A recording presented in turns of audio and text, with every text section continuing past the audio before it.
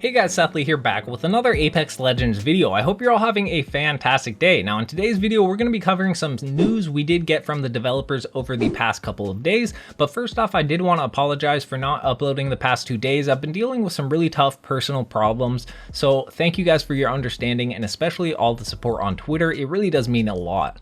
So if you're brand new to the channel, make sure to hit that sub button and join our community. It's the best way to support the channel. But one last thing I wanted to make sure to mention is that I've been posting a lot of clips on TikTok, so make sure to go follow me at Sethly with 2 Ys for more content over there. But let's go ahead and hop right into the good stuff. So starting out with an update to a topic I covered recently, the gold knockdown shield. If you didn't see my video from a week or so ago, in that video I covered how there are changes to the gold knockdown that have been confirmed to be coming by devs. The basics are that Apex pros have been complaining about the level 4 knockdown because if someone has one and their team completely dies in a top 3 situation, then the team that just killed them can get third partied by the last squad, making them lose placement and kill points, which clearly would be very annoying in a tournament. Now that's why many pros have been asking for a change, and some said that they believe it shouldn't keep knocked people alive when the rest of their squad is dead.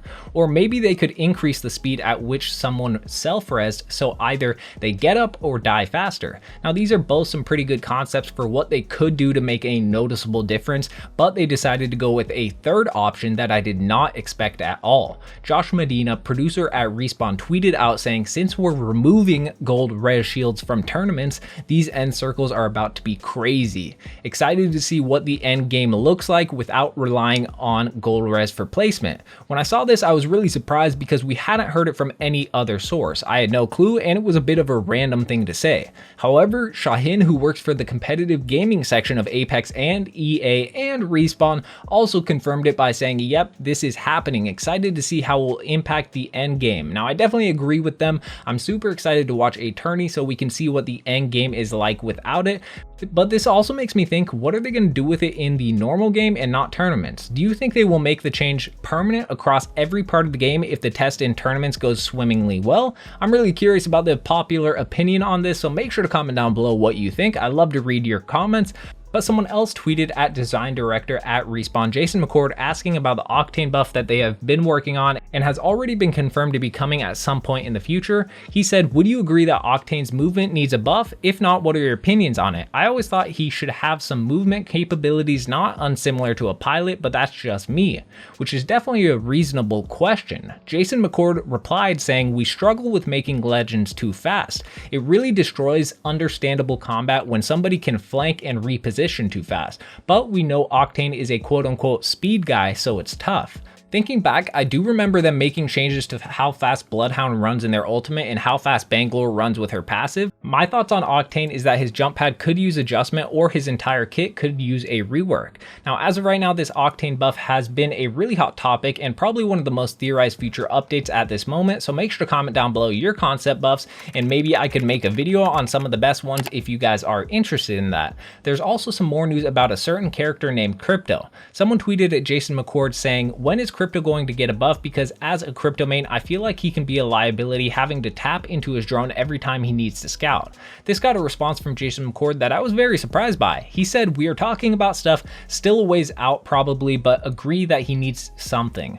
I do have to agree with the person who asked Jason and his opinion on Crypto being a liability by having to use his drone all the time, but I don't really know how they fix that. Maybe some form of autopilot, but I personally already think his ultimate makes him a very valuable asset to a team, not to mention his ability to pick up banners from distance. I'm always so happy. I'm surprised to see my Crypto teammate clutching up and grabbing the banners from far away. There was one more interesting question that was asked about character buffs, but this time specifically about Wattson. Someone asked, "Have you guys ever thought about letting Wattson's pylon recharge damaged shields in its affected area, even if the person is knocked down or the body shield isn't equipped by a player?" Now I thought about this a while back and I think it's a good idea for a subtle buff. Jason McCord replied saying, "I haven't been in that conversation, but maybe the character team has discussed it. Not sure how useful it would be though. Here's the thing.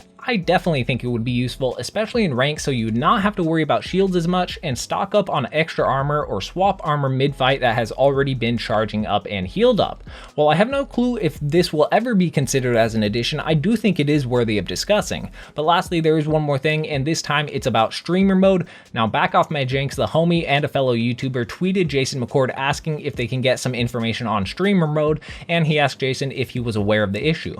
Jason replied by saying maybe not, or maybe someone on the team, but I'm not sure what specifically you're referring to. Glad to hear about it though. Describe? Then Jenks elaborated by pointing out how when you turn on streamer mode, it only makes other people's names anonymous and not your own, but this means everyone else knows exactly who you are. Clearly there is a big flaw in the system because this means people can still stream snipe you very easily.